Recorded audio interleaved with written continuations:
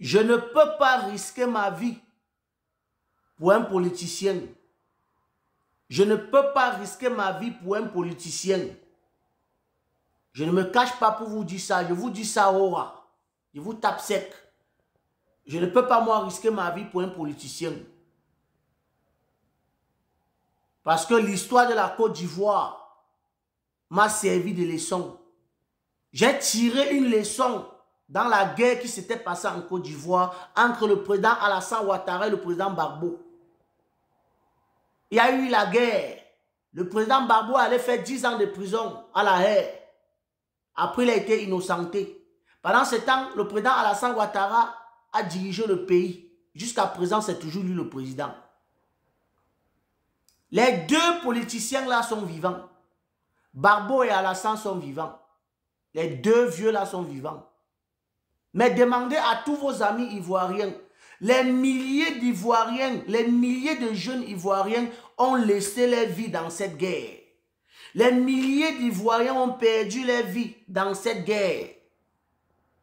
Et aujourd'hui, les deux responsables sont vivants. Leurs enfants sont en Europe. Ils vivent dans des châteaux. Ils roulent dans les voitures de 200 000 euros. Ils ont des comptes bancaires avec les bas croissants, 500 000 euros dedans, avec même les millions d'euros dedans. Ils vivent leur vie. Donc je profite pour m'adresser aux jeunes de mon pays, le Cameroun. Nous voulons le changement. Mais la guerre n'est pas la bonne option. Je sais que ma vidéo va choquer beaucoup de gens.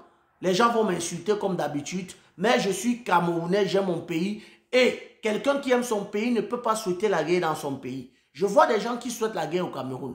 Je vois des gens qui disent qu'il faut que le Cameroun prenne feu. Je suis contre cela.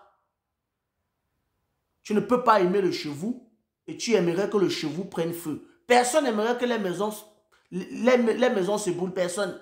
Je n'aimerais pas que mon pays prenne feu. Je comprends ce qui se passe. J'appelle les jeunes Camerounais, la jeunesse.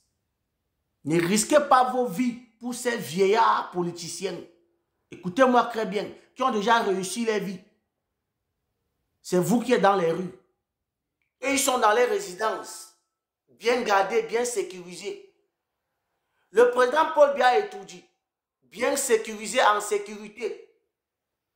Le président Issa Chiroma est quelque part en sécurité. Vous allez aller dans la rue. Vous allez aller risquer vos vies. Vous allez laisser vos vies là-bas. Pour des politiciens. Qui demain risquent de devenir des amis. Qui demain risquent de devenir des amis. Vous jouez avec les gens là. Hein? Ils font les affaires là. Vous croyez que demain vous allez les voir ensemble en train de boire le vin. Demain vous allez entendre que les deux là encore sont les amis. Faites très attention. Mais pendant ce temps, les milliers de Camerounais auront laissé leur vie. Moi, j'ai dit, je ne peux pas risquer ma vie pour un politicien. J'appelle les jeunes Camerounais à être intelligents. Les gens vont dire qu'on t'a payé combien. On ne m'a rien payé. Je suis en Italie, je choque au chantier. Mais moi, je ne veux pas, moi, voir mon pays prendre feu comme certains le veulent. Non, je ne suis pas moi sur ça. Moi, je veux que les choses se passent dans la paix. Et que le président de la Cour constitutionnelle, M. Clément Tangana, si les résultats c'est que c'est Issa Chiroma qui a gagné, dites que c'est Issa Chiroma, donnez le pouvoir à celui qui a gagné. Ne laissez pas le pays là prendre feu. On ne veut pas que le Cameroun se gâte. Comme certains le veulent. Je suis contre ça.